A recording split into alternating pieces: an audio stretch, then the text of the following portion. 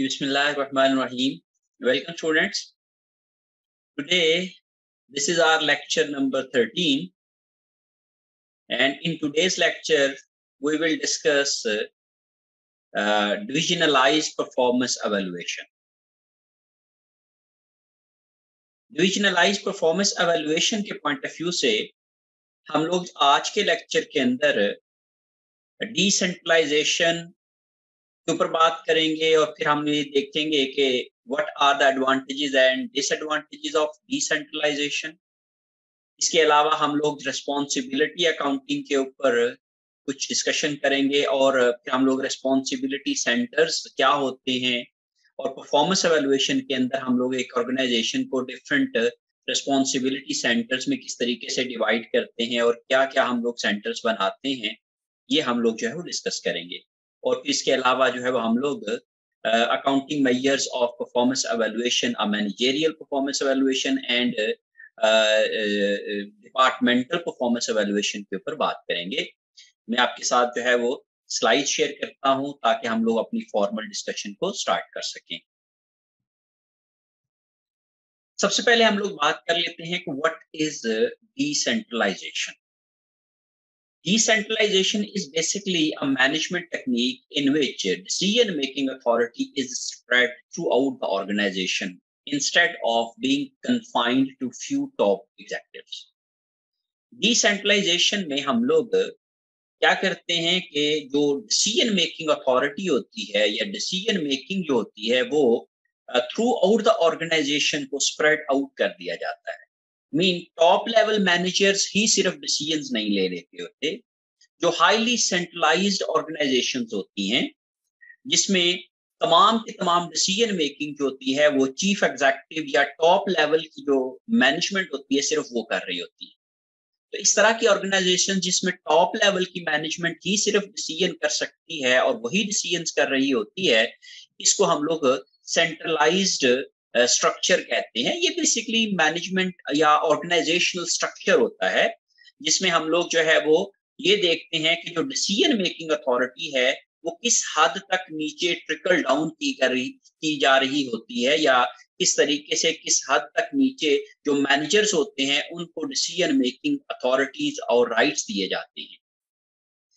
और जो डिसेंट्रलाइजेशन होती है या डिसेंट्रलाइज्ड ऑर्गेनाइजेशन होती है उसमें जो डिसीजन मेकिंग है वो लोअर लेवल मैनेजर्स के ऊपर या मिडिल लेवल मैनेजर्स के ऊपर जो है वो डिसीजन मेकिंग अथॉरिटी उनको प्रोवाइड की जाती है और सिर्फ डिसीजन मेकिंग जो है वो टॉप लेवल मैनेजर्स नहीं कर रहे होते. तो ऐसी ऑर्गेनाइजेशन जिसमें डिसीजन मेकिंग अथॉरिटी निचले वाली लेयर्स के ऊपर भी ऑर्गेनाइजेशन की या मैनेजमेंट की निचली लेयर्स के ऊपर भी आ रही होती है या निचले लेवल के मैनेजर्स जिसमें हम लोग top level middle level managers और lower level even lower level managers भी डिसीजन मेकिंग अथॉरिटी रखते हैं. वो भी अपने डिसीजंस खुद कर सकते हैं. जो ऑर्गेनाइजेशन में जो उन्होंने different day to day operations करने होते हैं उसके रिलेटेड जो भी डिसीजंस होते हैं वो खुद कर रहे होते हैं. तो ऐसी ऑर्गेनाइजेशन को हम लोग डिसेंट्रलाइज्ड ऑर्गेनाइजेशन कहते हैं. और जो मैनेजमेंट फिलॉसफी है जिसमें इस तरह की डिसीजन मेकिंग होती है जिसमें हम लोग डिसीजन मेकिंग अथॉरिटी निचले लेवल के ऊपर शिफ्ट करते हैं rather than being confined on some top executives और टॉप लेवल मैनेजमेंट. इस तरह की ऑर्गेनाइजेशन या इस तरह की जो मैनेजमेंट टेक्निक होती है इसको हम लोग डिसेंट्रलाइजेशन का नाम देते हैं.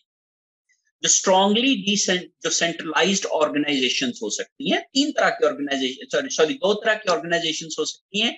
कुछ ऑर्गेनाइजेशन स्ट्रांगली डिसेंट्रलाइज्ड होती हैं और कुछ ऑर्गेनाइजेशन स्ट्रांगली सेंट्रलाइज्ड ऑर्गेनाइजेशंस होती हैं जिसमें तमाम की तमाम डिसीजन मेकिंग जो है वो सिर्फ टॉप लेवल मैनेजमेंट कर रही होती है. जैसे चीफ एग्जीक्यूटिव हैं, चीफ फाइनेंशियल ऑफिसर्स हैं या चीफ या प्रेसिडेंट्स हैं या चेयरमैन है. जो इस तरह की ऑर्गेनाइजेशन है जिसमें सिर्फ डिसीजन मेकिंग टॉप लेवल की मैनेजमेंट कर रही होती है तो उसको हम लोग स्ट्रांगली सेंट्रलाइज्ड ऑर्गेनाइजेशन कहते हैं. जो निचले लेवल के मैनेजर्स होते हैं या निचले लेवल के सुपरवाइजर्स होते हैं उनको डिसीजन मेकिंग करने का कोई इख्तियार नहीं होता है. और दूसरा तरह की ऑर्गेनाइजेशंस जो होती हैं उनको हम लोग स्ट्रांगली डिसेंट्रलाइज्ड ऑर्गेनाइजेशंस कहते हैं, जिसमें सारी की सारी डिसीजन मेकिंग जो है वो lower and middle level management करती है और टॉप लेवल मैनेजमेंट उनके डिसीजन मेकिंग में इंटरफेयर नहीं करती है। जो भी डे टू डे डिसीजंस होते हैं ऑर्गेनाइजेशन के ऑपरेशंस के या उसको चलाने के, वो तमाम के तमाम जो है वो लोअर लेवल मैनेजर्स कर रहे होते हैं या मिडिल लेवल मैनेजर्स कर रहे होते हैं। तो इस तरह की ऑर्गेनाइजेशन जो होती है उसको हम लोग स्ट्रांगली डिसेंट्रलाइज्ड ऑर्गेनाइजेशंस का नाम देते हैं। तो नॉर्मली स्ट्रांगली सेंट्रलाइज्ड और strongly decentralized organization very rarely होती हैं। नॉर्मली जो ऑर्गेनाइजेशन है वो इन दोनों के दरमियान में फॉल कर रही होती हैं। कुछ एरियाज में हाईली सेंट्रलाइज्ड होती हैं, कुछ डिसीजन मेकिंग जो है वो हाईली सेंट्रलाइज्ड होती है और कुछ डिसीजन मेकिंग जो है वो हाईली डिसेंट्रलाइज्ड होती है, लेकिन इन दोनों का कॉम्बिनेशन होता है जो भी ऑर्गेनाइजेशंस के अंदर हमें मिलता है। Almost all large type of organization जो बड़ी बड़ी कंपनीज होती हैं उनमें जो है वो डिसेंट्रलाइज्ड ही होती हैं वो टू सम एक्सटेंट। मीन उसमें तमाम की तमाम जो डिसीजन मेकिंग है वो टॉप लेवल मैनेजमेंट नहीं कर रही होती। हाँ, बहुत इंपॉर्टेंट जो डिसीजंस होते हैं, जो स्ट्रेटेजिक लेवल के डिसीजंस होते हैं, वो तो टॉप लेवल मैनेजमेंट कर रही होती है। जैसे किसी डिपार्टमेंट के हवाले से इन्वेस्टमेंट करनी है या न्यू प्रोडक्ट को लॉन्च करना है या इस तरह की जो डिसीजंस होते हैं वो तो टॉप लेवल मैनेजमेंट कर रही होती है। लेकिन जो day to day operational decisions होते हैं वो जो मिडिल लेवल मैनेजमेंट होती है या लोअर लेवल मैनेजमेंट जो है उसके इख्तियार में होता है। तो इसलिए ऑलमोस्ट ऑल लार्ज ऑर्गेनाइजेशंस होती हैं उसमें आपको किसी ना किसी हद तक डिसेंट्रलाइजेशन का उनसर नजर आता है, क्योंकि उसमें मैनेजर्स को किसी हद तक अथॉरिटी दी जाती है कि वो अपने डिसीजंस खुद कर सकें। अब इसके बाद हम बात कर लेते हैं कि what are the benefits of decentralization. Decentralization के बेनिफिट्स क्या-क्या हो सकते हैं। सबसे पहले जो सबसे बड़ा बेनिफिट है वो ये है कि चूंकि टॉप लेवल मैनेजमेंट इसमें तमाम डिसीजंस नहीं कर रही होती है, तो इसलिए टॉप मैनेजमेंट जो होती है वो फ्री हो जाती है to concentrate on strategic issues and strategic level decisions. तो इसलिए जो day to day operational decisions होते हैं वो क्योंकि मिडिल लेवल मैनेजर्स कर रहे होते हैं या इवन लोअर लेवल मैनेजमेंट कर रही होती है, तो इसलिए जो टॉप मैनेजमेंट है उनके पास जो जो उनको उनको जो उनका टाइम लग रहा होता है इस तरह के डिसीजंस करने में वो फ्री हो जाता है। इसलिए वो ज्यादा कंसंट्रेट कर सकते हैं और बेहतर तरीके से स्ट्रेटेजिक इश्यूज को टैकल कर सकते हैं और एड्रेस कर सकते हैं। इसके बाद जो दूसरा बेनिफिट है वो ये है कि लोअर लेवल मैनेजर्स जो होते हैं उनको एक आप सभी के lower level managers often based on better information. जो लोअर लेवल मैनेजर्स डिसीजंस कर रहे होते हैं वो नॉर्मली एक बेहतर इंफॉर्मेशन की बेसिस के ऊपर हो रहे होते हैं, क्योंकि लोअर लेवल मैनेजर्स जो होते हैं वो नॉर्मली डायरेक्ट मार्केट की इंफॉर्मेशन को एक्सेसिबल होती है, वो डायरेक्टली डील कर रहे होते हैं लोगों के साथ, डायरेक्टली मार्केट में इन्वॉल्व होते हैं, जिसकी वजह से उनके पास जो फर्स्ट हैंड इंफॉर्मेशन होती है और उसी फर्स्ट हैंड इंफॉर्मेशन की वजह से वो ज्यादा बेहतर पोजीशन में और बेटर इंफॉर्मेशन के साथ है वो अपने डिसीजंस कर सकते हैं। तो इस तरीके से बेहतर डिसीजन मेकिंग जो है वो पॉसिबल हो सकती है अगर हम लोग डिसेंट्रलाइजेशन को अप्लाई करते हैं और डिसेंट्रलाइजेशन के जो है वो अपनी ऑर्गेनाइजेशन में जो है वो यूज करते हैं। Lower level managers can respond quickly to customers, क्योंकि टॉप लेवल मैनेजमेंट जो है वो तो जाहिर है अपने टॉप लेवल के इश्यूज के ऊपर जो है वो कंसंट्रेट कर रही होती है और हर एक बंदे से टॉप लेवल मैनेजमेंट नहीं मिल सकती है। मीन अगर एक चीफ एग्जीक्यूटिव है किसी कंपनी का या जो ओनर है वो हर एक कस्टमर के साथ खुद से नहीं मिल सकता है अगर थोड़ी सी लार्ज ऑर्गेनाइजेशन होती है। तो इस वजह से फिर क्या हो सकता है कि वो जो लोअर लेवल मैनेजमेंट होती है अगर आप उसको डिसीजन करने का इख्तियार देते हैं तो वो एक कस्टमर के साथ मिलके उसकी जो भी प्रॉब्लम्स हैं उनको अंडरस्टैंड करके उनको सेटिस्फाई कर सकता है अगर आप उसको जो है वो डिसीजन मेकिंग करने की अथॉरिटी देते हैं। मीन वो खुद से अगर कोई भी डिसीजन ले सकता है। तो इस तरीके से हम अपने जो कस्टमर्स हैं उनकी बेहतर सेटिस्फैक्शन कर सकते हैं, बेहतर तरीके से उनको एड्रेस कर सकते हैं उनके प्रॉब्लम्स को और बेहतर तरीके से हम लोग उनकी रिटेंशन कर सकते हैं जो कि बेनिफिशियल हो सकता है एक बिजनेस के लिए और उसकी जो है वो उसकी प्रॉफिटेबिलिटी को एनहांस कर सकता है। Lower level managers gain experience in decision making. एक बहुत बड़ा जो एडवांटेज है वो ये है कि जब आप किसी को कॉन्फिडेंस देते हैं कि भाई आप खुद से डिसीजन करें और वो डिसीजन करता है, तो उससे क्या होता है कि लोअर लेवल मैनेजर की एक बेसिकली ट्रेनिंग हो रही होती है कि वो डिसीजन मेकिंग का एक्सपीरियंस गेन करते हैं।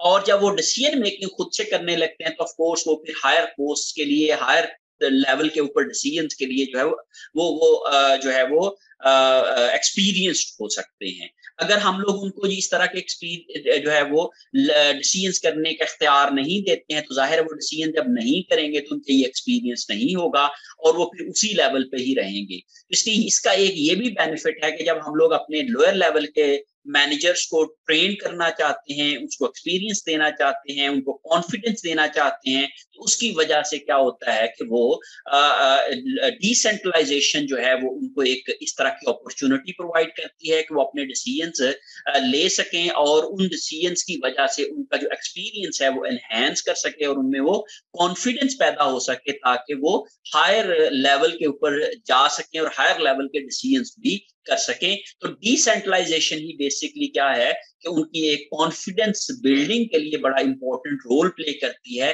When they are allowed to make day-to-day decisions regarding the organizational activities. Okay, फिर उसके बाद आखिरी है decision making authority leads to job satisfaction. जब आप किसी को भी डिसीजन मेकिंग की अथॉरिटी देते हैं तो वो इन्वॉल्व महसूस करता है, वो ये समझता है कि उसके ऊपर कॉन्फिडेंस किया जा रहा है। और जब लोअर लेवल मैनेजर्स को इस तरह की अथॉरिटी दी जाती है तो वो ये समझते हैं कि टॉप मैनेजमेंट जो है वो उनके ऊपर एक कॉन्फिडेंस कर रही है, उनको एक इतना अहल समझती है कि वो इस तरह के डिसीजंस कर सकते हैं, जिसकी वजह से उनकी जो जॉब सेटिस्फेक्शन होती है या जो जॉब इन्वॉल्वमेंट होती है वो इनहेंस हो जाती है, वो बढ़ जाती है और वो ज्यादा दिलजमी के साथ, मोटिवेशन के साथ, डेडिकेशन के साथ जो है वो बेहतर तरीके से काम करते हैं और वो रिटेन होते हैं एक ऑर्गेनाइजेशन के अंदर।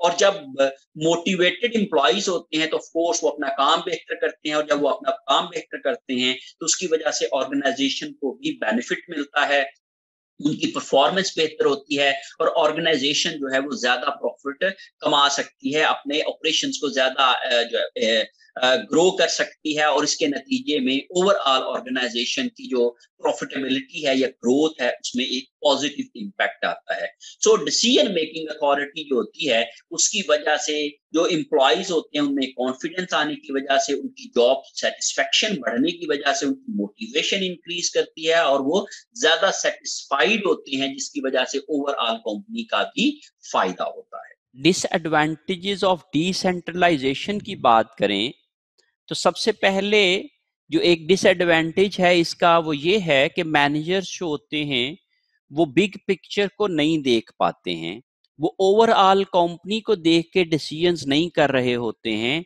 जिसकी वजह से उनके जो डिसीजंस होते हैं वो शॉर्ट विजनर्स विजन होते हैं। वो अ, अ, आप समझ लें कि वो अपने ही डिपार्टमेंट को मद्देनजर रखते हुए डिसीजंस कर रहे होते हैं और ओवरऑल कंपनी की पिक्चर को मद्देनजर नहीं रख पाते हैं, जिसकी वजह से उनके जो डिसीजंस होते हैं वो ओवरऑल कंपनी की स्ट्रेटजी के मुताबिक नहीं हो पाते हैं और उससे ओवरऑल कंपनी की जो इफेक्टिवनेस होती है या एफिशिएंसी होती है उसके ऊपर जो है वो प्रॉब्लम हो सकती है। तो इसलिए हम ये कह सकते हैं कि जो लोअर लेवल मैनेजर्स होते हैं उनके डिसीजंस जो होते हैं वो शॉर्ट विजन्स होते हैं और वो ओवरऑल कंपनी की सिचुएशन को मद्देनजर रखते हुए नहीं किए जाते हैं, इसलिए उनकी उन डिसीजंस की अपनी प्रॉब्लम होती है और उन प्रॉब्लम की वजह से कंपनी इफेक्ट कर सकती है। दूसरा जो इसका डिसएडवांटेज है वो ये है कि कंपनी के जो मैनेजर्स होते हैं वो चूंकि ऑटोनोमस होते हैं, वो उनको लिबर्टी होती है कि वो अपने डिसीजंस खुद से कर सकें और वो फिर किसी दूसरे को नहीं पूछते हैं। तो जब वो दूसरों को नहीं पूछते हैं तो उससे कोऑर्डिनेशन जो है वो इफेक्ट हो जाती है, वो एक दूसरे के साथ दूसरे डिपार्टमेंटल मैनेजर्स के साथ कोऑर्डिनेट नहीं कर पाते हैं। जैसे जो प्रोडक्शन मैनेजर है वो बगैर पूछे हुए, बगैर किसी के डिस्कस करते किए हुए अपनी प्रोडक्शन के डिसीजन कर रहा होगा और जो सेल्स मैनेजर होगा वो भी प्रोडक्शन को पूछे बगैर अपने सेल्स के डिसीजंस कर रहा होगा। तो जब इस तरीके से वो डिसीजंस कर रहे होंगे तो ओवरऑल सिनर्जी डेवलप नहीं हो पाएगी और उससे क्या होगा कि ओवरऑल कंपनी के ऑब्जेक्टिव्स अचीव नहीं हो पाएंगे।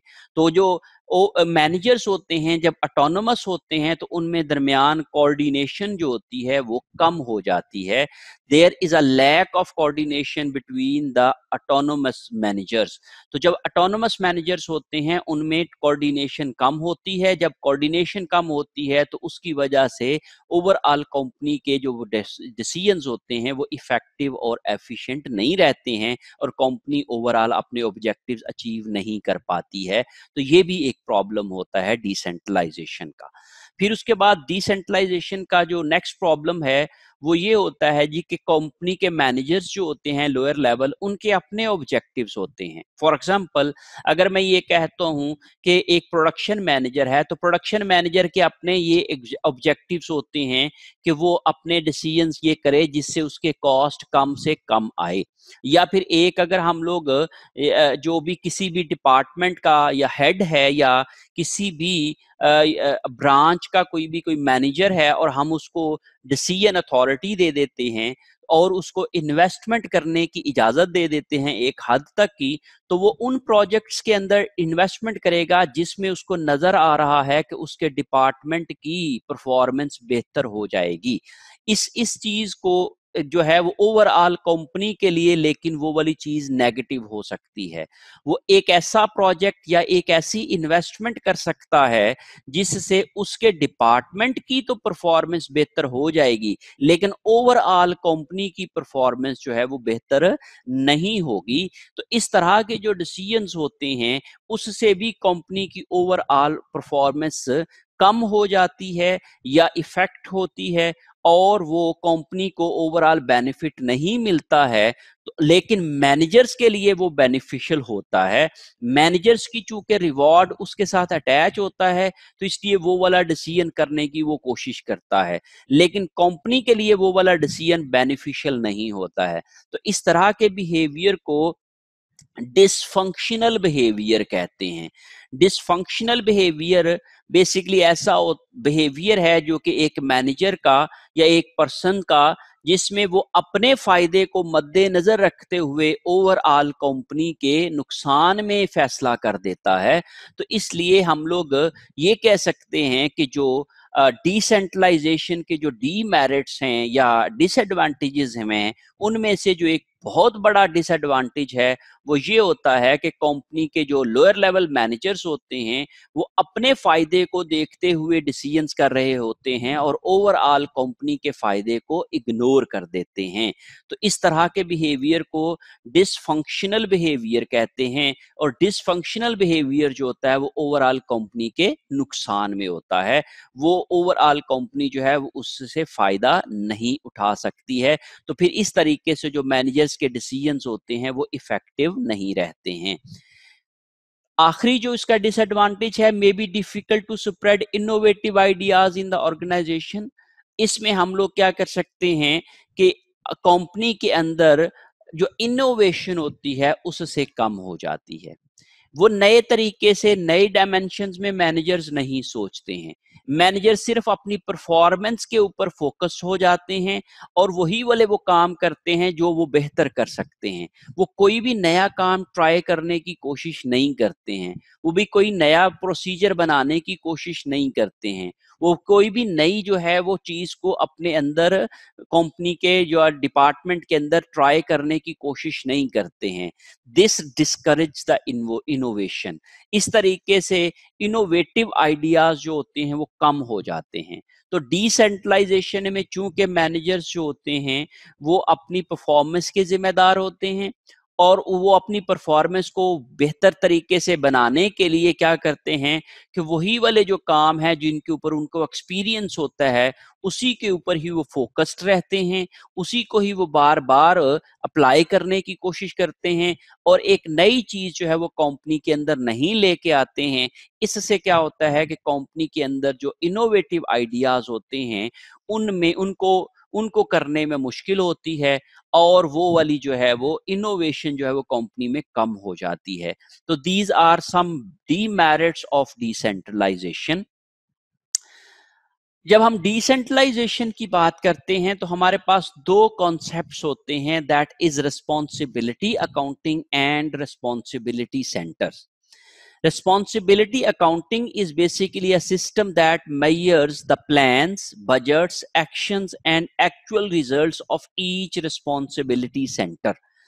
हर एक रिस्पॉन्सिबिलिटी सेंटर की जो हम जब हम प्लानिंग करते हैं, उनके बजट्स बनाते हैं, उनके एक्शंस को देखते हैं और उनके एक्चुअल रिजल्ट्स को जब हम लोग मेजर करते हैं, तो इस सिस्टम को हम लोग रिस्पॉन्सिबिलिटी अकाउंटिंग कहते हैं.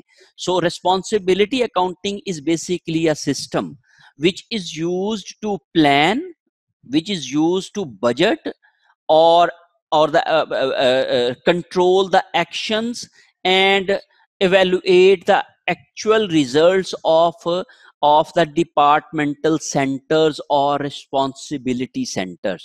What are basically responsibility centers?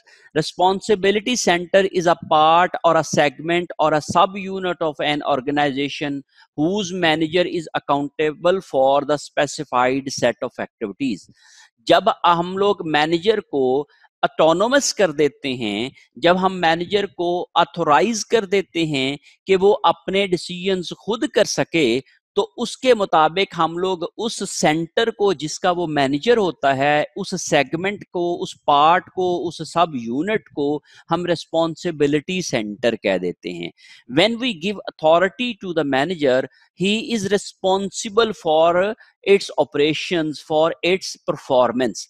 तो इस लिहाज से हमने उसका नाम रिस्पॉन्सिबिलिटी सेंटर रख दिया. When a manager is given the liberty to decide to make decisions, he is responsible for his decisions. तो इस लिहाज से हम लोग उस यूनिट को, उस सेगमेंट को, उस पार्ट ऑफ द ऑर्गेनाइजेशन को रिस्पॉन्सिबिलिटी सेंटर कहते हैं.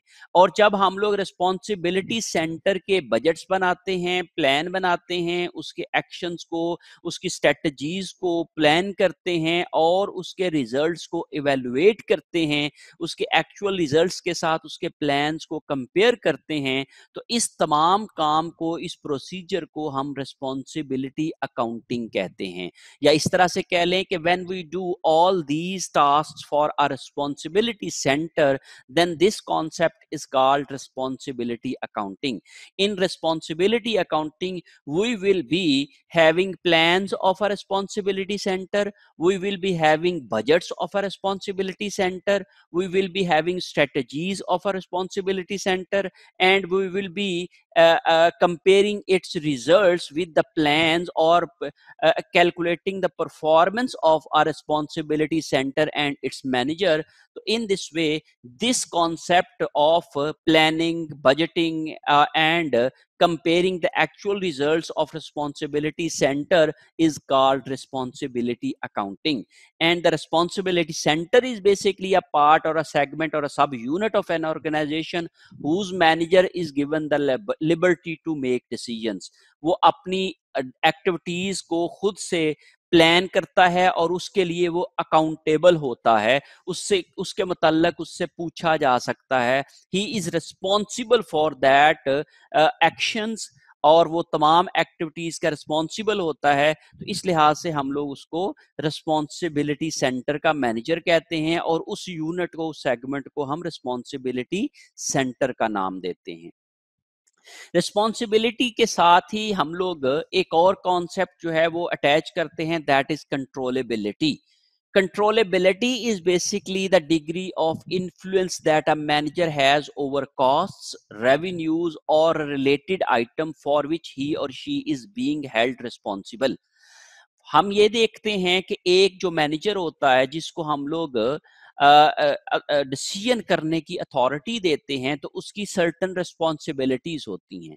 तो वो जो रिस्पॉन्सिबिलिटीज होती हैं वो कौन कौन सी हैं कि वो अपनी कॉस्ट को कंट्रोल करे, अपने रेवेन्यूज को कंट्रोल करे, और उससे जितनी भी अटैच्ड आइटम्स हैं उनके ऊपर उसका कंट्रोल हो. तो जब वो उसके मुतालिक डिसीजन कर सकता है तो वो उसके मुतालिक रिस्पॉन्सिबल भी हो सकता है. तो हम ये कहते हैं कि वो किस हद तक रिस्पॉन्सिबल है, what is the extent of responsibility. तो a manager is responsible up to that extent for which he is accountable, for which he has the authority to make decisions. तो जो उसके कंट्रोल में है सिर्फ वो उसका रिस्पॉन्सिबल है।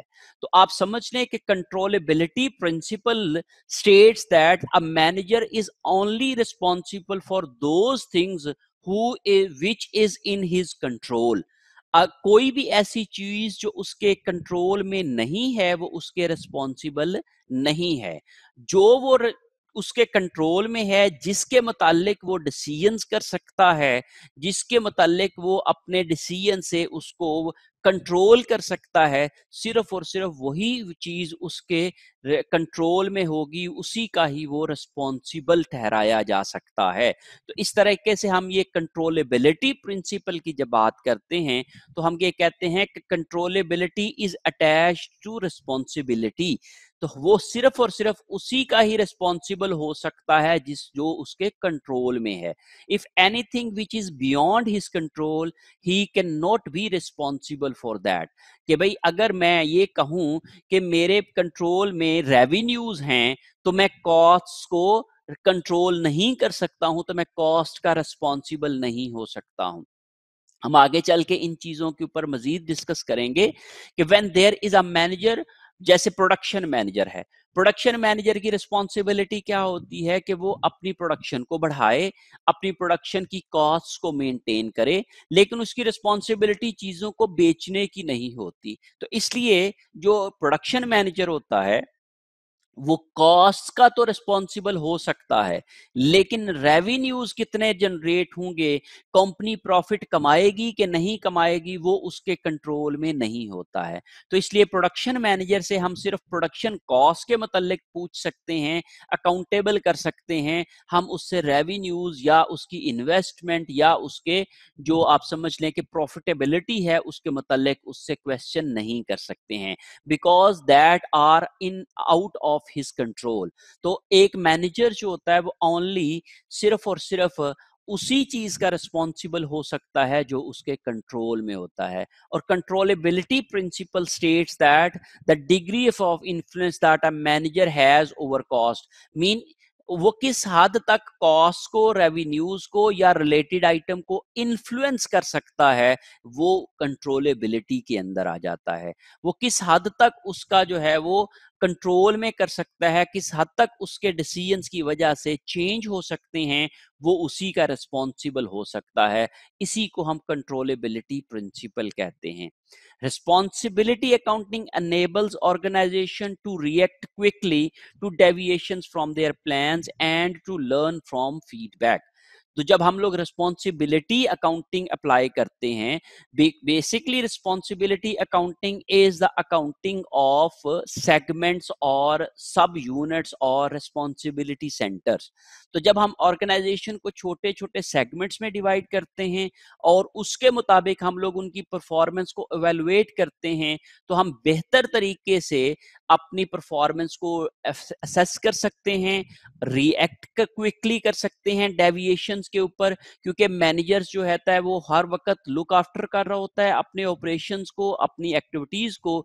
तो वो जो भी डेविएशंस होती हैं वो उसी वक्त उसके सामने आ जाती हैं और वो ज्यादा तेजी से उनके ऊपर अमल कर लेता है और उनको उन फीडबैक की बेसिस के ऊपर बेहतर करने की कोशिश कर सकता है। तो इसलिए हम ये कह सकते हैं कि रिस्पॉन्सिबिलिटी अकाउंटिंग जो होती है वो हमारी परफॉर्मेंस को बेहतर बनाने के लिए हेल्पफुल हो सकती है, क्योंकि उसमें जो रिस्पॉन्स टाइम होता है वो कम होता है और जल्दी से हम लोग फीडबैक के जरिए से अपनी जो खामियां होती हैं उनको कवर कर सकते हैं। Responsibility accounting focuses on gaining information and knowledge, not only on control. Responsibility accounting जो होती है वो सिर्फ कंट्रोल ही नहीं कर रही होती, बल्कि इंफॉर्मेशन को भी कलेक्ट कर रही होती है, नॉलेज भी गेन कर रही होती है। मीन मैनेजर्स जो होते हैं वो अपने ऑपरेशंस को समझ रहे होते हैं, उनके ऊपर जो है वो फोकस्ड होते हैं, और उसकी वजह से उनके ज़रिए से जो भी इंफॉर्मेशन होती है वो ज़्यादा रिलायबल होती है, और वो इंफॉर्मेशन की जो गैदरिंग होती है और गेनिंग होती है वो ज़्यादा बेहतर हो सकती है जब हम लोग रिस्पॉन्सिबिलिटी अकाउंटिंग को अप्लाई करते हैं। तो सो responsibility accounting is not only meant for the controlling of anything, but it also focuses on the gaining of information and knowledge for the organization and for the managers. And the fundamental purpose of responsibility accounting is to enable future improvements. और जो सबसे main purpose जो responsibility accounting का होता है वो future की improvements होता है। हम लोग अपनी खामियों को देखते हुए, उनके फीडबैक को देखते हुए हम क्या कर सकते हैं कि अपनी फ्यूचर के अंदर अपने जो जो प्रोसीजर्स होते हैं, या जो अपनी जो परफॉर्मेंस होती है, या अपने जो आप समझ लें कि वर्किंग होती है, प्रोसीजर्स होते हैं, उनको इम्प्रूव कर सकते हैं, और उस इम्प्रूवमेंट की वजह से ओवरऑल कंपनी की परफॉर्मेंस को बेहतर बनाया जा सकता है। जैसे हम लोग अगर प्रोडक्शन की बात करते हैं, तो जब हम लोग प्रोडक्शन मैनेजर को उसके डिसीजंस की अथॉरिटी दे देंगे और उसको रिस्पॉन्सिबल ठहरा देंगे उसकी कंट्रोलेबल चीज़ों के ऊपर, तो वो क्या करेगा कि अपनी रिस्पॉन्सिबिलिटी को फील करते हुए अपनी चीज़ों को बेहतर करने की कोशिश करेगा, अपनी कॉस्ट को कम से कम रखने की कोशिश करेगा, और जहाँ पे भी उसको कॉस्ट जो है वो आउट ऑफ कंट्रोल होती हुई नज़र आएगी, उसको वो कंट्रोल करने की कोशिश करेगा। इससे क्या होगा कि हमारे ऑपरेशंस में बेहतरी आती जाएगी, और हम लीन प्रोडक्शन के ऊपर फोकस हो जाएंगे, जिसमें हम लोग अपनी जो प्रोडक्शंस हैं उनको बेहतर तरीके से, या आप ऐसे कह लें कि कंटिन्यूअस इम्प्रूवमेंट हम अपने ऑपरेशंस के अंदर ला सकेंगे, और आप रिस्पॉन्सिबिलिटी अकाउंटिंग के कॉन्सेप्ट को अप्लाई करके हम अपने ऑपरेशंस के अंदर कंटिन्यूअस इम्प्रूवमेंट को फोकस कर सकते हैं, हम अपने ऑपरेशंस को बेहतर बना सकते हैं। फिर इसके बाद हमने ये कहा कि रिस्पॉन्सिबिलिटी सेंटर का अभी हमने ये बात की ना, कि what are responsibility centres. Responsibility centres are the segments और subunits of which manager is responsible to have decisions, or you have the control over the actions, or you may say certain items। तो उसको responsibility centres को हम 4 categories में divide कर सकते हैं। Number 1 is cost centre. The cost centre is a segment whose manager is responsible or whose manager has the control over costs only। अगर एक मैनेजर सिर्फ कॉस्ट को कंट्रोल कर सकता है तो वो सिर्फ और सिर्फ कॉस्ट का रिस्पॉन्सिबल हो सकता है। तो हम ऐसे सेंटर को जिसमें एक मैनेजर के कंट्रोल में सिर्फ कॉस्ट्स होती हैं, वो इसके अलावा और कोई भी चीजों के मुतालिक डिसीजन नहीं कर सकता है, उसको हम लोग कॉस्ट सेंटर कहते हैं। द सेंटर और a segment whose manager is only responsible for the costs of that segment, that is called cost center।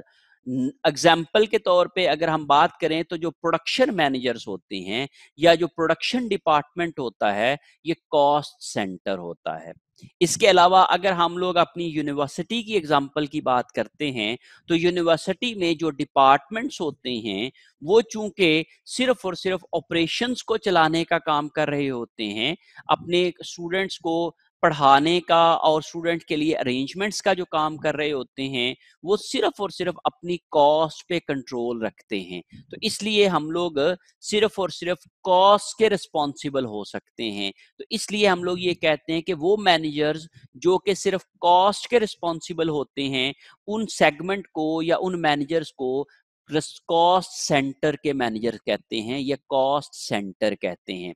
So in short we मे से द सेंटर और a segment whose manager is only responsible for the cost, or whose manager is whose manager can control only the costs, that center is called cost center। And the center whose manager is responsible for the revenues, or the manager can control the revenues, can control increase or decrease in the revenues, or you must say who the manager's decision can influence the revenues, that center is called revenue center. आप समझ लें कि कोई ऐसा manager जो कि decision जब करे और उसके डिसीजन की वजह से रेवेन्यूज कम या ज्यादा हो जाएं, या उसके डिसीजंस की वजह से रेवेन्यूज इफेक्ट हो जाएं, तो उस सेंटर को या उस मैनेजर को हम रेवेन्यू सेंटर का मैनेजर कहेंगे.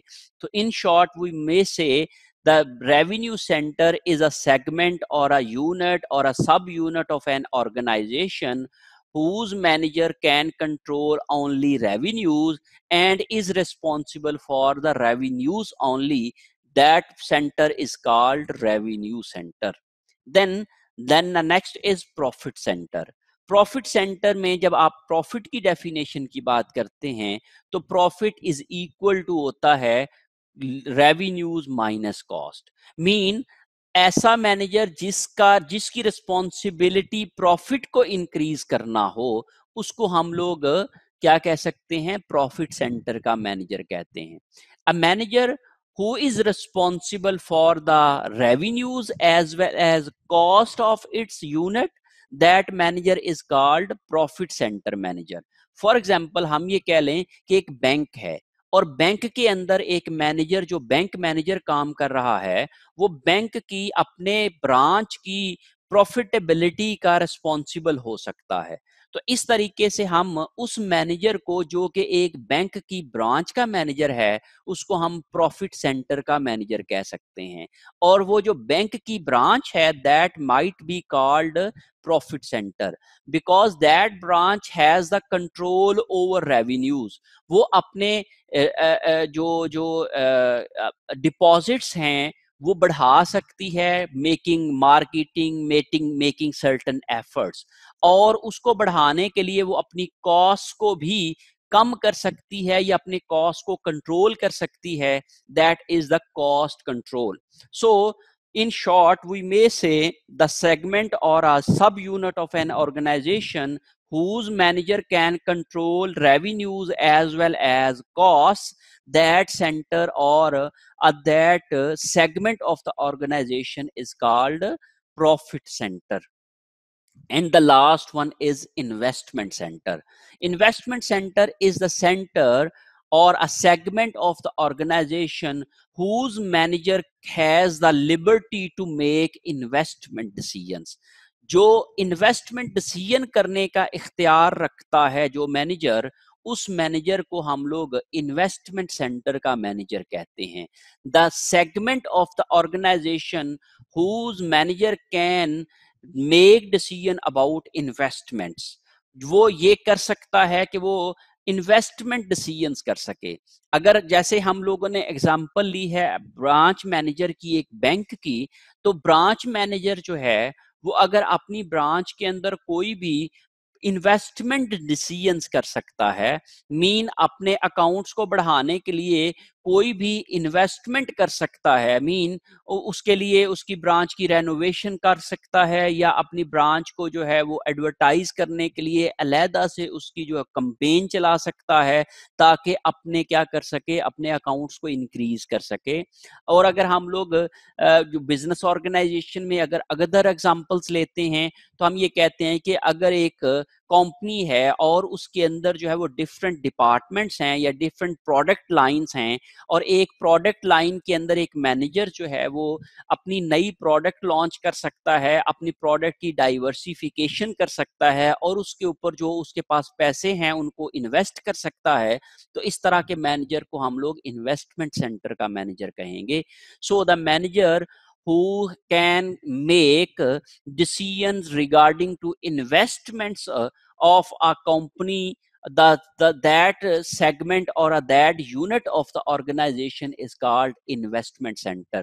तो अगर आप मैं shortly बात करूं तो जो रिस्पॉन्सिबिलिटी सेंटर्स में 4 तरह के सेंटर्स होते हैं, दैट इज कॉस्ट सेंटर, जिसका मैनेजर सिर्फ और सिर्फ कॉस्ट के डिसीजन कर सकता है और वो कॉस्ट का रिस्पॉन्सिबल हो सकता है। Then it is revenue centre, जिसका मैनेजर सिर्फ और सिर्फ रेवेन्यूज के डिसीजन कर सकता है, because only revenues are in his control, that's why that segment is called revenue centre. जैसे सेल्स डिपार्टमेंट जो होता है वो रेवेन्यू सेंटर कहलाता है। और फिर उसके बाद प्रॉफिट सेंटर है, तो जैसे मैंने बैंक मैनेजर की एग्जांपल दी है, तो ऐसा सेगमेंट जो अपने रेवेन्यूज को और एक्सपेंसेस को एक ही वक्त में कंट्रोल कर सकता है और उसके ऊपर डिसीजंस कर सकता है, तो उसको हम लोग प्रॉफिट सेंटर कहते हैं। And the last one is the investment centre, जिसमें एक ऐसा सेगमेंट जो कि इन्वेस्टमेंट्स को करने का और इन्वेस्टमेंट्स डिसीजन करने का इख्तियार रखता है या कंट्रोल ओवर इन्वेस्टमेंट्स होता है, that centre is called investment center. Cost center, a segment whose manager has control over costs but not revenues or investment funds. तो ऐसा segment जिसके जो जो cost center is a segment जिसका manager जो है वो सिर्फ और सिर्फ कॉस्ट पे कंट्रोल होता है उसका, और वो रेवेन्यूज और इन्वेस्टमेंट्स को कंट्रोल नहीं कर सकता है। इस तरह के सेंटर मैनेजर को हम लोग कॉस्ट सेंटर मैनेजर कहते हैं, और इस तरह के सेगमेंट को या इस तरह के यूनिट ऑफ ऑर्गेनाइजेशन को हम कॉस्ट सेंटर कहते हैं। और इसकी एग्जांपल जो होती है वो प्रोडक्शन डिपार्टमेंट है, या फिर आप लोग सर्विसेज ऑर्गेनाइजेशन के अंदर अगर बात करते हैं, तो जैसे हमारी यूनिवर्सिटी के अंदर जो जो क्या कहते हैं कि एकेडमिक ऑपरेशंस डिपार्टमेंट है, तो वो एक कॉस्ट सेंटर होती है, क्योंकि उसके मैनेजर जो हैं वो सिर्फ और सिर्फ कॉस्ट को कंट्रोल कर सकते हैं। उसके बाद रेवेन्यू सेंटर है segment whose manager has control over revenues but not over profits और इन्वेस्टमेंट्स। ऐसा सेगमेंट जिसका मैनेजर जो है वो सिर्फ और सिर्फ रेवेन्यूज को कंट्रोल कर सकता है। रेवेन्यू को कंट्रोल करने का मतलब ये होता है जी कि वो सिर्फ और सिर्फ उसके डिसीजन से रेवेन्यूज जो होते हैं वो इफेक्ट हो सकते हैं। तो इस तरह के मैनेजर को हम लोग रेवेन्यू सेंटर मैनेजर कहते हैं, और इस तरह के सेगमेंट को हम लोग रेवेन्यू सेंटर कहते हैं। और नॉर्मली जो होता है, तो जो ऐसा सेगमेंट जो कि रेवेन्यूज को कम या ज्यादा करने के लिए इख्तियार रखता है, उसको हम लोग रेवेन्यू सेंटर कहते हैं। और नॉर्मली जो सेल्स डिपार्टमेंट होता है वो हमारा रेवेन्यू सेंटर कहलाता है।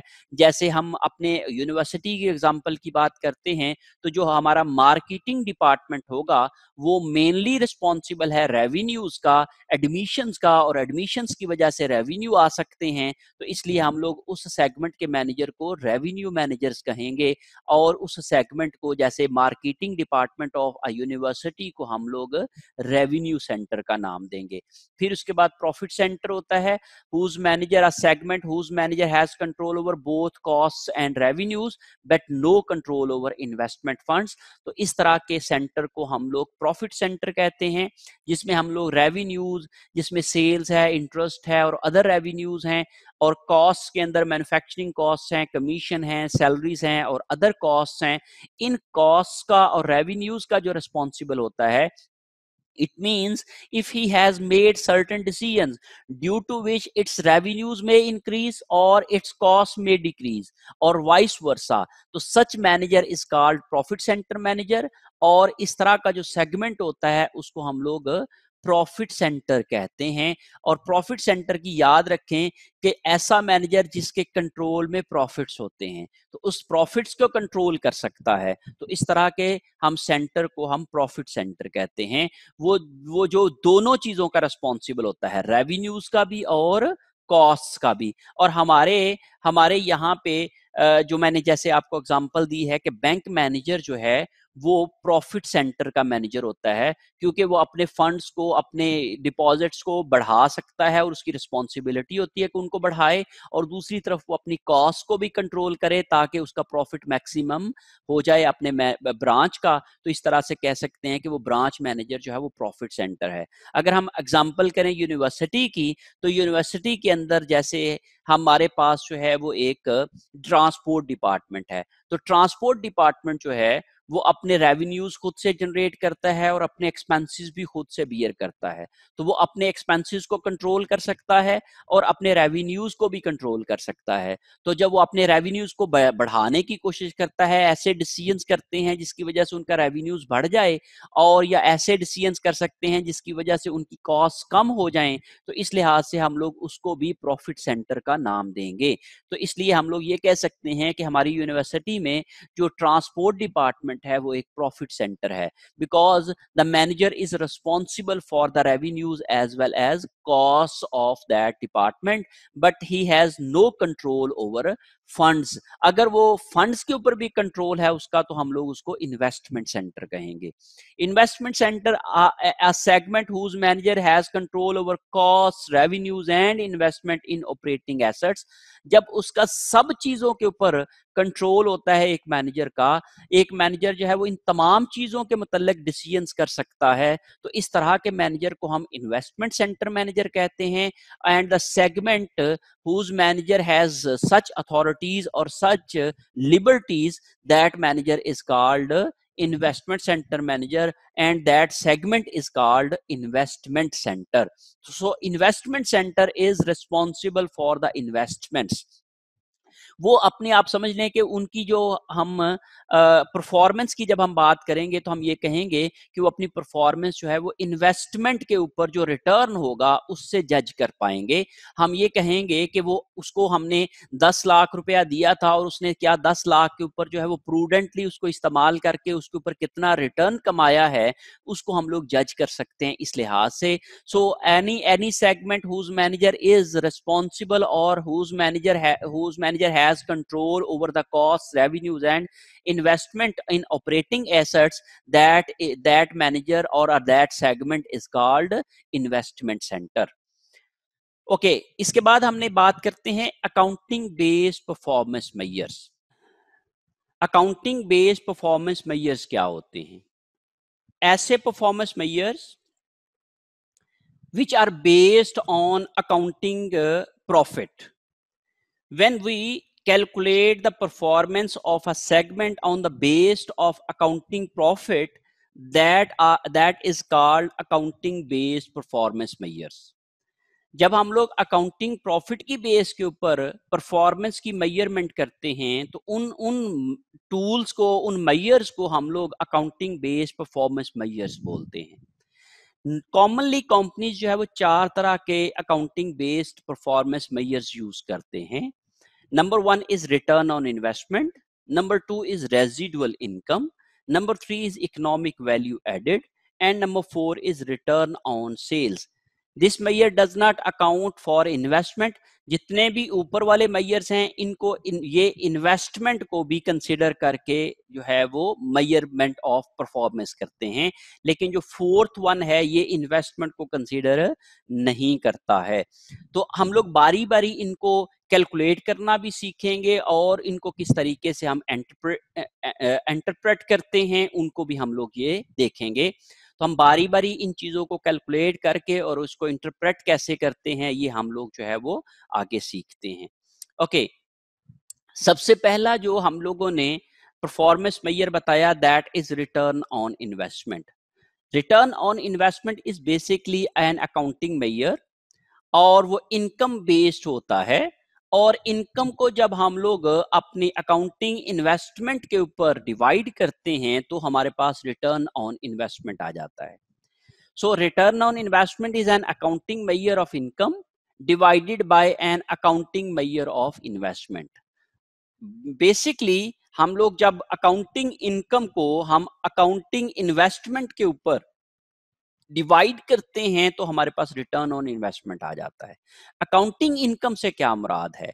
Accounting income is the income which is shown in income statement, which is shown in our accounting records, and the accounting investment means the investment or the figure of total assets which are shown are in balance sheet।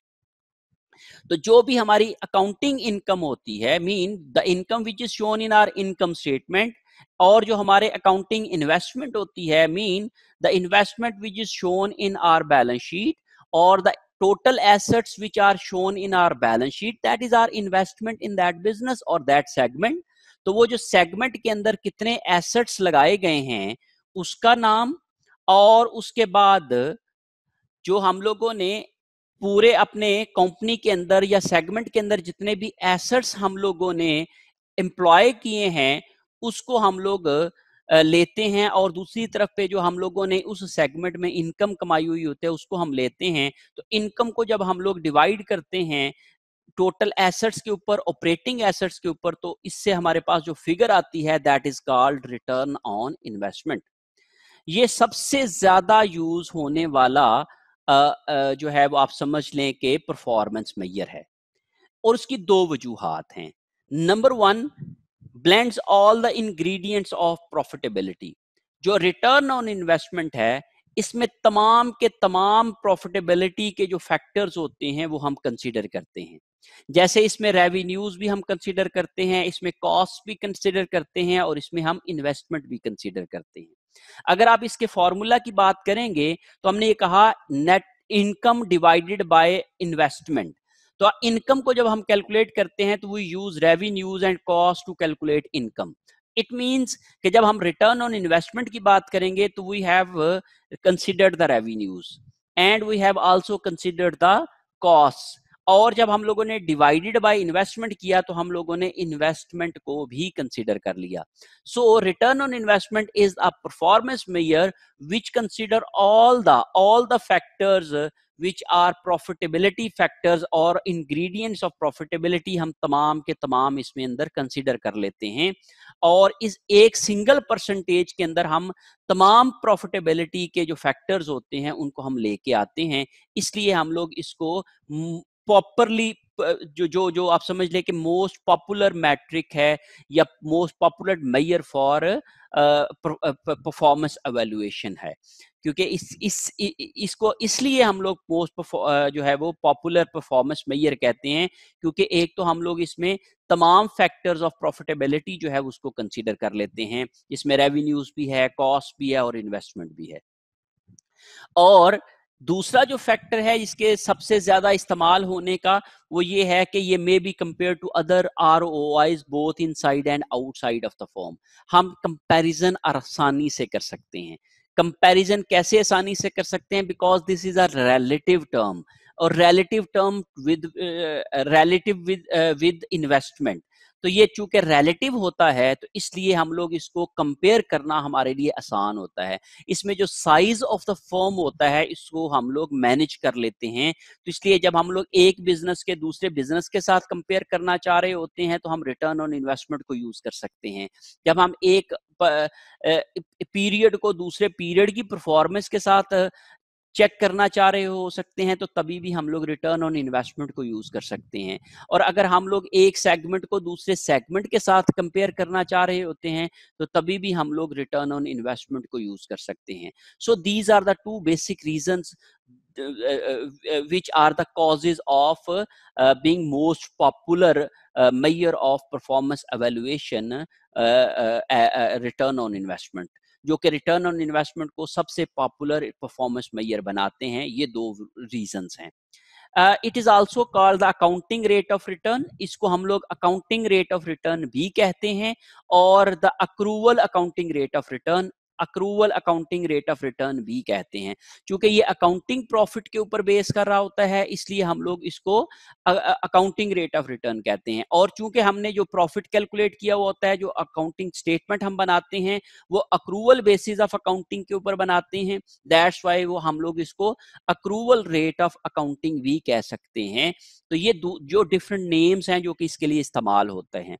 Managers usually use the term return on investment when evaluating the performance and an organization's division. किसी भी एक organisation के division को, किसी भी एक organisation के segment को, किसी भी एक ऑर्गेनाइजेशन की डिपार्टमेंट की जब हम लोगों ने परफॉर्मेंस मेजर करना होती है तो हम लोग उस वक्त रिटर्न ऑन इन्वेस्टमेंट का इस्तेमाल करते हैं। तो return on investment is basically used to जज और you to calculate the performance of a organizations division or organizations unit or organizations department. term accrual accounting rate of return when using an return on investment measures the evaluate a project. और जब हम लोग term accrual accounting rate of return use करते हैं, तो जब हम लोग एक परफॉर्मेंस मेजर करना चाह रहे होते हैं एक प्रोजेक्ट की, तो उसके लिए फिर हम लोग accrual rate of accounting return use कर सकते हैं।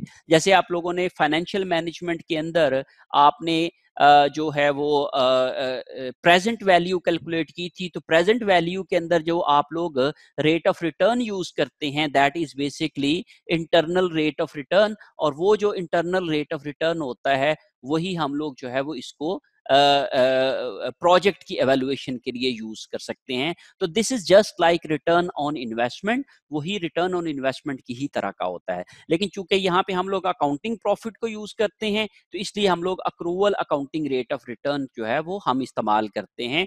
और जब हम लोगों ने एक प्रोजेक्ट को एवेल्युएट करना होता है, तो उस सूरत में हम लोग accrual accounting rate of return जो है वो इस्तेमाल करते हैं। तो ये बेसिकली बेसिक्स थी रिटर्न ऑन इन्वेस्टमेंट के हवाले से। तो how we will calculate return on investment, income before interest and taxes, EBIT इसको कहते हैं, वो हम लोग लेते हैं एज अ न्यूमरेटर, और डिनोमिनेटर में हम लोग एवरेज ऑपरेटिंग एसेट्स लेते हैं।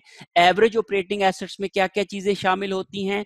कैश है, अकाउंट रिसीवेबल है, इन्वेंट्री है, प्लांट एंड इक्विपमेंट है, and other productive assets. Productive assets क्या होते हैं? जिनको हम यूज करके प्रोडक्शन कर रहे होते हैं, या जो हमारे ऑपरेटिंग एसेट्स होते हैं। नॉन ऑपरेटिंग एसेट्स हम इसमें शामिल नहीं करते हैं। अब नॉन ऑपरेटिंग एसेट की एग्जांपल क्या है कि अगर किसी भी ऑर्गेनाइजेशन के सेगमेंट के पास या ऑर्गेनाइजेशन के पास अगर कोई लैंड पड़ी हुई है जो कि अनडेवलप्ड लैंड है, और वो उन्होंने एज अ फ्यूचर एक्सपेंशन जो है वो लेके रखी हुई है, और वो कभी किसी भी ऑपरेशन में इस्तेमाल नहीं हो रही है, लेकिन बैलेंस शीट के अंदर हमारे लिखी हुई है, तो हम लोग जब ऑपरेटिंग एसेट्स की फिगर कैलकुलेट करेंगे तो उसमें हम वो लैंड की फिगर को शामिल नहीं करेंगे, because that is not an operating asset, that is not being used in the operations. That's why हम ये कह सकते हैं कि हम वहां पे सिर्फ ऑपरेटिंग एसेट्स लेंगे जिसको यूज करके हम अपने रेवेन्यूज जनरेट कर रहे होंगे। तो इस तरह के एसेट्स को हम लोग ऑपरेटिंग एसेट्स बोलते हैं। तो when we are calculating return on investment, we should have net operating income. Net operating income income before interest and tax भी कहलाता है। हम इंटरेस्ट और टैक्स को डिडक्ट करने से पहले जो इनकम हमारे पास आती है उसको हम लोग ऑपरेटिंग इनकम बोलते हैं। उसको हम एज अ न्यूमरेटर लेते हैं, और डिनोमिनेटर में हम लोग एवरेज ऑपरेटिंग एसेट्स लेते हैं जो कि हमारे पास हमारी बैलेंस शीट से मिलते हैं। और बैलेंस शीट में हम एवरेज ऑपरेटिंग एसेट्स के अंदर कैश है, अकाउंट रिसीवेबल है, इन्वेंट्री है, प्लांट एंड इक्विपमेंट है, एंड अदर प्रोडक्टिव है। और एवरेज हम इसलिए लेते हैं क्योंकि इसमें चेंजेस आ सकती हैं। हम एवरेज कैसे कैलकुलेट करते हैं कि हमारे साल के शुरू में कितने एसेट्स थे और साल के एंड में कितने एसेट्स थे, इन दोनों को हम लोग टोटल कर लेते हैं और डिवाइडेड बाय 2 करके हम एवरेज एसेट्स कर लेते हैं। और अगर हम लोग हमारे पास डाटा ज्यादा अवेलेबल हो, जिसमें हम लोगों के पास मंथली डाटा अवेलेबल हो, तो हम लोग मंथली फिगर्स को ऐड करके डिवाइडेड बाय 12 करके एवरेज ले सकते हैं, या हम रनिंग एवरेज भी कर सकते हैं। तो आप याद रखिएगा कि यहाँ पे हम लोग क्वेश्चन का डाटा हमें बताएगा कि हमने एवरेज कैसे कैलकुलेट करना है। नॉर्मली हमारे पास ओपनिंग और क्लोजिंग की फिगर्स होती हैं, उन दोनों को हम प्लस करके डिवाइडेड बाय 2 करके एवरेज कैलकुलेट कर सकते हैं। और अगर हमारे पास 12 मंथ्स का डाटा हो तो हम लोग एवरेज जो है वो 12 मंथ की बेसिस के ऊपर प्रेफर करेंगे। इस लिहाज से हम लोग सिर्फ ऑपरेटिंग एसेट्स इसमें शामिल करेंगे, नॉन ऑपरेटिंग एसेट्स जो कि हम लोग आइडल एसेट्स हैं हमारे पास, जो हमारे पास वैसे ही पड़े हुए हैं लेकिन हम उनको ऑपरेशंस में इस्तेमाल नहीं कर रहे हैं, वो हम लोग यहाँ पे इस्तेमाल नहीं करेंगे। अगर आप एग्जाम्पल की बात करते हैं तो हमारे पास ये एक फाइनेंशियल डाटा है हॉस्पिटैलिटी इन का। इसमें उसके पास 3 सेगमेंट हैं इस होटल के। सैन फ्रांसिस्को जो है वो एक उनके पास ब्रांच है, शिकागो की एक ब्रांच है, और न्यू ओरेलैंड की एक ब्रांच है। उसमें ऑपरेटिंग इनकम उन्होंने पिछले साल जो कमाई है 2014 के अंदर, वो है 2,40,000, 3 लाख और 5,10,000। और टोटल एसेट्स जो हैं वो इनके हैं, जो कि इन होटल्स को उन्होंने एसेट्स एलोकेट किए हुए हैं, वो हैं इस पहले के 1 मिलियन के हैं, दूसरे के 2 मिलियन के हैं, और तीसरे के 3 मिलियन के हैं। और अगर हम लोग इसको पहली फिगर को दूसरी पे डिवाइड करें तो इसका रिटर्न ऑन इन्वेस्टमेंट हमें मिल जाएगा। तो हम लोगों ने कहा सैन फ्रांसिस्को का रिटर्न ऑन इन्वेस्टमेंट है 24%, शिकागो का है 15% और न्यू ऑरलीन्स का है 17%। और अगर हम इन तीनों को कंपेयर करते हैं तो वी कैन सी दैट के San Francisco has performed well, क्योंकि उन्होंने कितना परसेंट रिटर्न कमाया है 24%। लेकिन अगर हम एब्सोल्यूट फिगर की बात करें ऑपरेटिंग इनकम की, तो आप जरा देखें कि इसकी इनकम सिर्फ 2,40,000 है, लेकिन न्यू ऑरलीन्स की इनकम 5,10,000 है।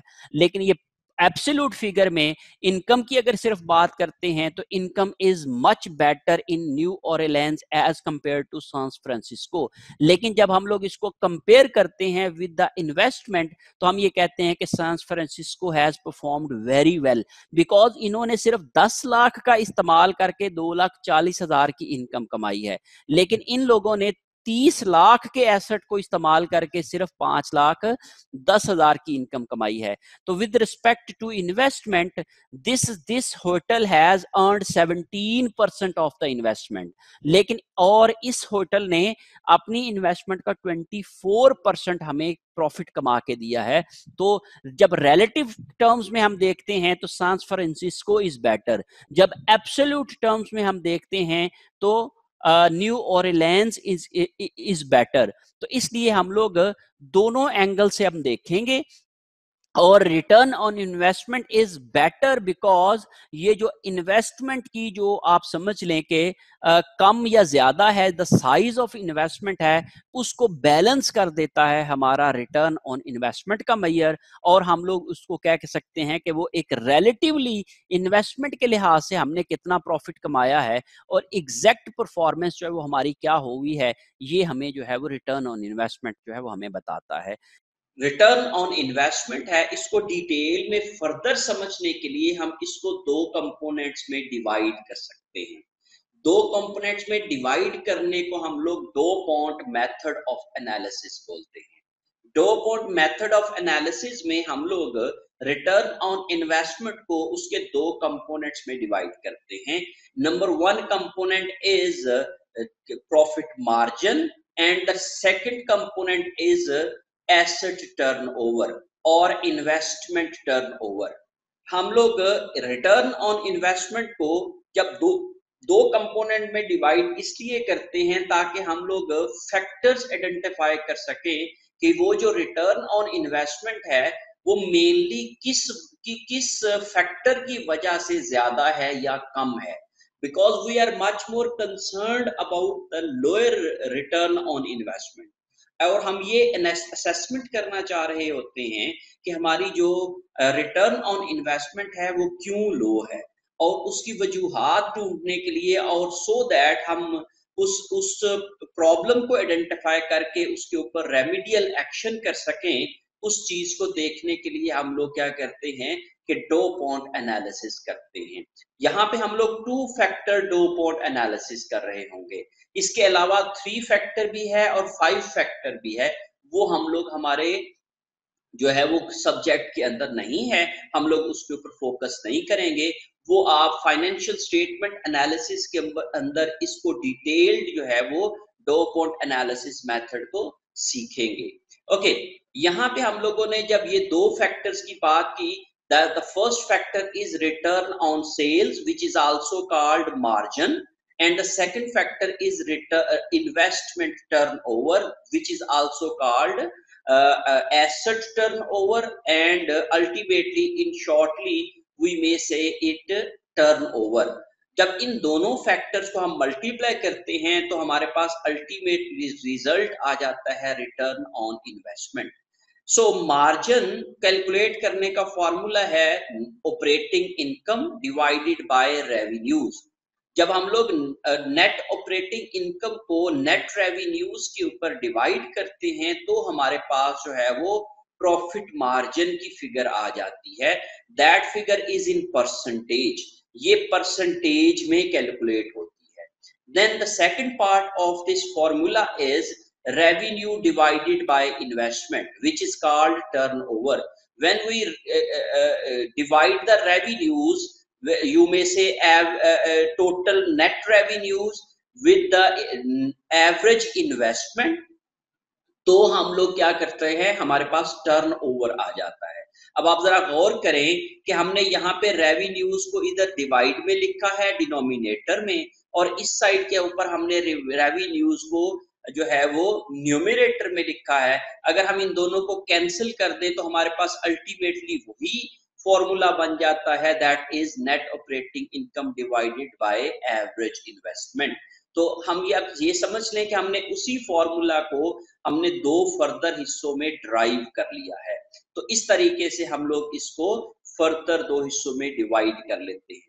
This approach is known as DuPont method of profitability analysis.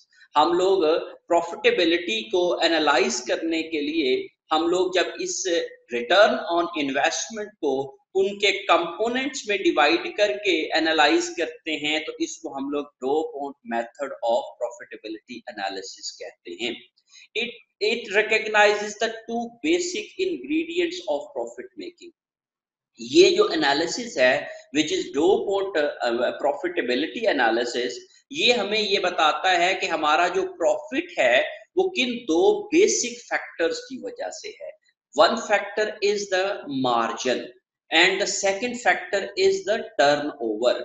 अगर हमारा मार्जिन ज्यादा होगा और टर्नओवर थोड़ा भी होगा तो भी हमारा जो है वो रिटर्न ऑन इन्वेस्टमेंट ज्यादा होगा। और अगर हमारा मार्जिन कम होगा लेकिन टर्नओवर बहुत ज्यादा होगा, मीन हमारी सेल्स बहुत ज्यादा होंगी, तो उस सूरत में भी हमारा रिटर्न ऑन इन्वेस्टमेंट बहुत ज्यादा होगा। एंड द वाइस वर्सा, अगर हमारा रिटर्न ऑन इन्वेस्टमेंट कम है तो हम ये देखते हैं कि why this is less, whether it is due to our less margin और whether it is due to our less turnover. तो हम लोग इस चीज को एनालाइज करने के लिए कि what is the situation of our return on investment and why our return on investment is less और मोर एज आर प्लान्स, तो वो हम लोग फिर इसको दो हिस्सों में डिवाइड करके देखते हैं। अच्छा, अब हम लोग अगर रिटर्न ऑन इन्वेस्टमेंट को बढ़ाना चाह रहे हैं, वी वांट कि हम लोग इसको इंक्रीज कर पाए, तो उसको इंक्रीज करने के लिए हमें क्या करना पड़ेगा कि या तो हमें अपने टर्नओवर को बढ़ाना पड़ेगा, मीन जो हम लोगों ने एवरेज एसेट्स यूज किए हैं उनको यूज करके हम अपने रेवेन्यूज को इंक्रीज करें, मीन हम ज्यादा से ज्यादा सेल्स करने की कोशिश करें। और अगर हम लोग ज्यादा से ज्यादा सेल्स करेंगे तो उस सूरत में हमारा रिटर्न ऑन इन्वेस्टमेंट क्या हो जाएगा, इंक्रीज कर जाएगा। और अगर दूसरा तरीका जो है जो हम अपने रिटर्न ऑन इन्वेस्टमेंट को बढ़ा सकते हैं, that is the increasing of our margin. हम अपना मार्जिन कैसे इंक्रीज कर सकते हैं, बाय इंक्रीजिंग आवर प्राइस और रिड्यूसिंग आवर कॉस्ट। हम अपने मार्जिन को बढ़ाने के लिए या तो हम अपनी प्राइस को बढ़ा सकते हैं या फिर हम अपनी कॉस्ट को कम कर सकते हैं। अगर हम लोग अपनी कॉस्ट को कम करेंगे तब भी हमारा मार्जिन बढ़ जाएगा, और अगर हम लोग अपनी जो है वो प्राइस को बढ़ा देंगे तो तब भी हमारा मार्जिन जो है वो इंक्रीज कर जाएगा। So by by these two ways हम अपनी रिटर्न ऑन इन्वेस्टमेंट को इंक्रीज कर सकते हैं। ओके, यहाँ पे उन्हीं चीजों की हम लोगों ने, उन्हीं तीन सेगमेंट्स का हम लोगों ने एक समरी बनाई है कि how can we improve our return on investment using DuPont method of profitability analysis. Current situation is decrease assets such as receivable, keeping revenues and operating incomes per dollar of revenue constant। हमने ये कहा कि हम अगर अपने किसी भी segment का कोई भी रिटर्न ऑन इन्वेस्टमेंट बढ़ाना चाह रहे हैं, तो हमने यहाँ पे दो एग्जांपल्स ली हैं कि अगर हम लोग जो है वो तीन केसेस लिए हैं, ए बी एंड सी। पहला केस क्या है कि हम अपने एसेट्स को डिक्रीज कर दें, मीन अपने रिसीवेबल्स कम कर लें, मीन जो जो हम लोग उधार दे रहे हैं लोगों को वो उधार देना कम कर दें, तो उससे हमारे एसेट्स क्या हो जाएंगे, डिक्रीज हो जाएंगे। जब हमारे एसेट डिक्रीज हो जाएंगे तो हमारा डिनोमिनेटर डिक्रीज हो जाएगा। जब डिनोमिनेटर डिक्रीज होगा तो अल्टीमेटली हमारा रिटर्न ऑन इन्वेस्टमेंट जो है वो इंक्रीज कर जाएगा। Keeping revenues and operating incomes पर डॉलर ऑफ रेवेन्यू कांस्टेंट। हम यहाँ पे सिर्फ एक फैक्टर चेंज कर रहे हैं, that is decreasing of our operating assets. तो हमने ये कहा कि ऑपरेटिंग इनकम थी हमारे जो जो सेगमेंट की सैन फ्रांसिस्को की, दैट वाज 2,40,000, और हमारे रेवेन्यूज थे दैट वाज 12 मिलियन, और फिर हम लोगों ने सॉरी 1.2 मिलियन, और टोटल एसेट्स थे हमारे पास 1 मिलियन। तो अगर हम लोग operating income divided bye revenues mean margin calculate करें, तो हम ये देखते हैं कि that is 20%। Margin is calculated by operating income divided bye revenues. तो हमने ऑपरेटिंग इनकम 2,40,000 को जब रेवेन्यूज 12 लाख के ऊपर डिवाइड किया तो हमारे पास 20% आ गया। फिर हम लोगों ने उसका दूसरा पार्ट कैलकुलेट किया, that is revenue divided by total asset which is called turnover. तो हमने ये देखा कि रेवेन्यूज जब 12 लाख को डिवाइड करेंगे आप total operating assets mean 10 lakh के ऊपर, तो टर्नओवर हमारा आएगा 1.2 टाइम्स। ये टाइम्स में कैलकुलेट होता है और ये परसेंटेज में कैलकुलेट होता है। जब इन दोनों को हमने मल्टीप्लाई किया तो दैट इज 24%। तो हमने ये करंट सिचुएशन है, that is the current situation of the segment, कि वो 24% उसका रिटर्न ऑन इन्वेस्टमेंट है, और उसका ब्रेकअप क्या है कि 20% उसमें से मार्जिन की वजह से है, एंड 1.2 टाइम्स जो है वो एसेट टर्नओवर है। अब हम लोगों ने पहला केस जो अप्लाई किया, जिसमें हम लोगों ने अपने जो एसेट्स थे उसको डिक्रीज किया, तो इनकम वही रही, रेवेन्यूज भी वही रहे, लेकिन हमने अपने एसेट्स जो हैं वो 10 लाख से कम करके क्या कर लिए, 8 लाख कर लिए। कैसे हम कम ने कम किया कि हमने अपने रिसीवेबल्स कम कर दिए, मीन हमने जो लोगों को उधार दे रहे थे वो कम कर दिया। तो अब आप जरा गौर करें, इस उधार को कम करने से जो पहला वाला फैक्टर था वो तो वही रहा, बिकॉज 2,40,000 और 12 लाख की फिगर सेम है, इसलिए ये 20% ही रहा। लेकिन जब हमने रेवेन्यूज को एसेट्स पे डिवाइड किया, तो चूंकि अब एसेट्स बेस कम हो गई है, इसलिए 12 लाख को जब हम लोगों ने 8 लाख पे डिवाइड किया तो that is 1.5। It means turn over has increased.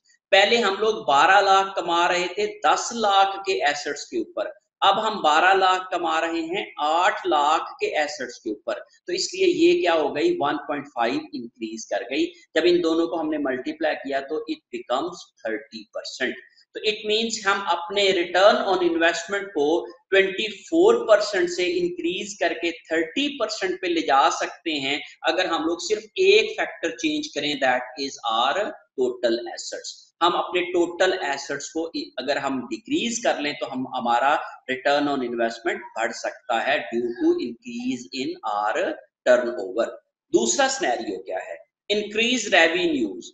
दूसरे में हम ये कहते हैं जी हम अपने रेवेन्यूज को बढ़ा लें वाया हायर ऑक्यूपेंसी रेट। हम हायर ऑक्यूपेंसी रेट्स लेट के मीन हम अपने ज्यादा लोगों को मार्केट करके, ज्यादा लोगों को हम अट्रैक्ट करके अपने होटल की तरफ, और ज्यादा लोगों को हम कस्टमर्स को हम लोग अपने होटल में ठहरा के क्या कर सकते हैं कि अपने रेवेन्यूज को इंक्रीज कर सकते हैं, और टोटल एसेट्स और पर डॉलर रेवेन्यू हम कांस्टेंट रखते हैं। तो इसलिए हम लोगों ने यहाँ पे देखा कि हमने ऑपरेटिंग इनकम, जब हमने रेवेन्यूज को बढ़ाया तो हमारी ऑपरेटिंग इनकम बढ़ गई। जब ऑपरेटिंग इनकम बढ़ी, क्यों बढ़ी, क्योंकि हमने रेवेन्यूज बढ़ाए हैं, लेकिन हमारे टोटल एसेट्स जो है वो वही के वही सेम रहे हैं, क्या उनसे वाले 10 लाख के। अगर हम लोग 3 लाख को डिवाइड करते हैं 15 लाख के ऊपर, mean net operating income calculate करते हैं, ऑपरेटिंग मार्जिन कैलकुलेट करते हैं, तो that is 20%, that is 300,000 divided by 1500,000, that is 20%। फिर हम लोग इसके टर्नओवर की बात कर लेते हैं। तो अगर आप लोग रेवेन्यूज को बढ़ाते हैं और एसेट बेस वही रहती है, तो आप देखिए आपका न्यूमरेटर बढ़ गया, और न्यूमरेटर बढ़ने की वजह से आपकी बेस चूंकि वही है, तो इसलिए अब आप क्या कर रहे हो कि ये आपका टर्नओवर 1.5 हो गया है। इट मींस कि आपने वही 10 लाख के एसेट्स इस्तेमाल किए हैं अपने ऑपरेशंस में, लेकिन उनके ऊपर आपने पहले आप कमा रहे थे 12 लाख का रेवेन्यू, अब आप कितना कमा रहे हैं, 15 लाख का रेवेन्यूज। इस लिहाज से आपने अपने टर्नओवर को बढ़ा लिया है।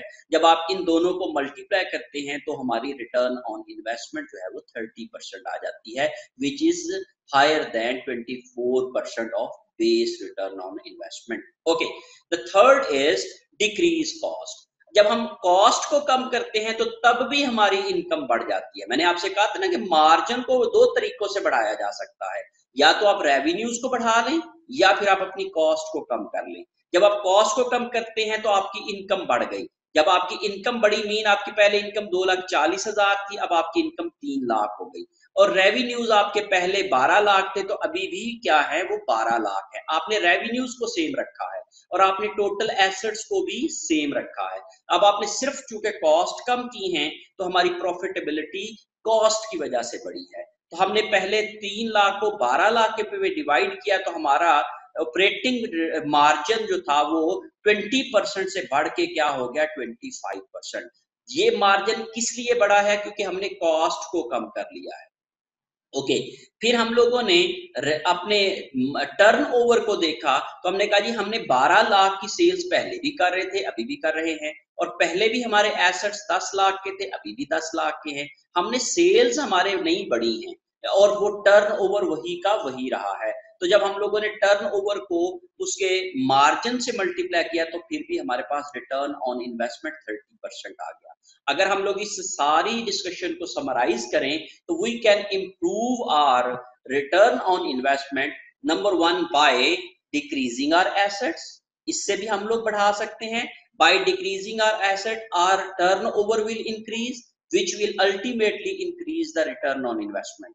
in second case we can increase our revenues, by increasing our revenues we will increase our turnover, and by increasing the turnover we will increase our return on investment। And in the third place, by decreasing the cost, by decreasing cost we can improve our profit margin, and by increasing the profit margin we can increase our return on investment। इस तरीके से हम किसी भी segment की या किसी भी ऑर्गेनाइजेशन की या किसी भी कंपनी की रिटर्न ऑन इन्वेस्टमेंट को इंप्रूव करने के लिए इन 3 चीजों के ऊपर फोकस कर सकते हैं और इन 3 फैक्टर्स को चेंज करके अपनी रिटर्न ऑन इन्वेस्टमेंट की, अपनी परफॉर्मेंस को बेहतर कर सकते हैं।